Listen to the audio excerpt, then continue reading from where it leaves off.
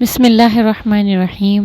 نماز عصر حضرت یونس علیہ الصلاۃ والسلام نے پہلی بار ادا کی، لیکن یہ نماز عصر نہیں تھی، یہ عصر کے وقت 4 نفل شکرانے کے تھے، اور یہ اس کے پیچھے کی حکمت ہے اور اس کی فضیلت کیسے بنی عصر کی، تو یہ میں آپ کو بتاؤں گی، ورنہ میں حضرت یونس علیہ الصلاۃ والسلام کا پورا قصہ بھی بیان کرتی، لیکن چونکہ دونوں چیزیں ایک ساتھ ہو جائیں گی نا تو وہ سمجھنے میں تھوڑی دقت ہوگی کہ پھر یہ ایسا ہوا پھر یہ ایسا ہوا، تو ہر چیز کا ایک وقت ہوتا ہے، ٹھیک ہے نا۔ اب جو حضرت یونس علیہ السلام کا جو قصہ ہے مچھلی کے پیٹ میں جانے کا جو قصہ ہے، وہ میں آپ کو انشاءاللہ دوسری ویڈیو میں بتاؤں گی۔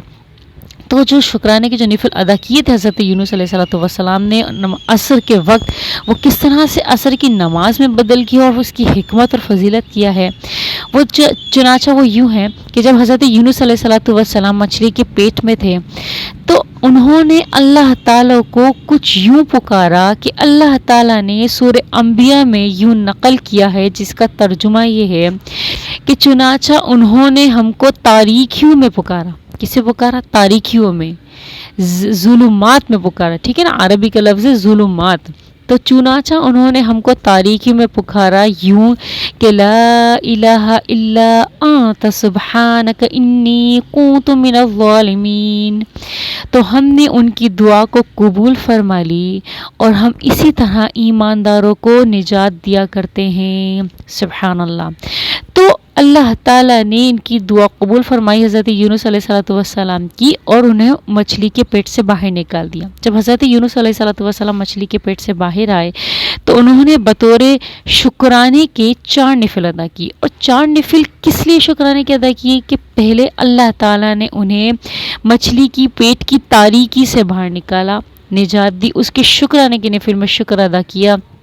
دوسرا، انہوں نے اللہ تعالیٰ نے ان کو بادل کی تاریکی سے نجات دی۔ نمبر 3، اللہ تعالیٰ نے انہیں پانی کی تاریکی سے نجات دی، اور نمبر 4، اللہ تعالیٰ نے انہیں رات کی تاریکی سے نجات دی۔ ان چاروں تاریکیوں سے اللہ تعالیٰ نے حضرت یونس علیہ السلام کو نجات دی۔ تو اس نجات کی خوشی میں، شکر میں، 4 رکعت شکرانے کے نفل ادا کیا حضرت یونس علیہ السلام نے، اور انہوں نے عصر کے وقت یہ نفل ادا کیا۔ اللہ تعالیٰ کو یہ 4 شکرانے کے نفل اتنے محبوب ہوئے، اتنے پسند آئے کہ اللہ تعالیٰ نے انہیں امت محمدیہ صلی اللہ علیہ وسلم کی امت پر بطور انعام فرض فرما دی۔ سمجھا کی بات؟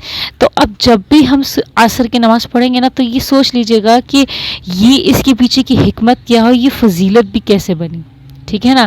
ہم تو نمازیں ایسے ہی پڑھ رہے ہیں، ہمیں معلوم تو کوئی نہیں ہے کہ اس کے پیچھے کی حکمت کیا ہے اور یہ کس طرح سے ہمارے لیے فضیلت بنی۔ اللہ کا لاکھ لاکھ احسان ہے کہ اللہ تعالیٰ نے ہمیں اس آزمائش اور امتحان میں نہیں ڈالا کہ جو حضرت یونس علیہ السلام کو آزمائش اور امتحان میں ڈالا تھا، کیونکہ ہم تو اس قابل ہی نہیں ہیں، ہماری تو اتنی اوقات ہی نہیں ہے کہ ہم اللہ تعالیٰ کے امتحان میں پورے اتر سکیں، ہم اللہ تعالیٰ کے امتحان کو جو ہے نا جھیل بھی سکیں۔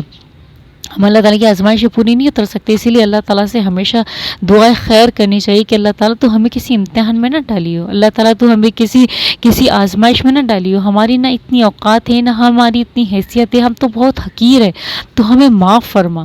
سمجھ میں آ رہی میری بات؟ تو اللہ تعالیٰ مجھے اور آپ کو نمازوں کا پابند بنائے، اور دوسروں کو بھی عمل بالمعروف اور نہی عن المنکر کرنے کی کیا کرتے رہے؟ دعوت دیتے رہے، لوگوں کو نماز کی طرف بلاؤ۔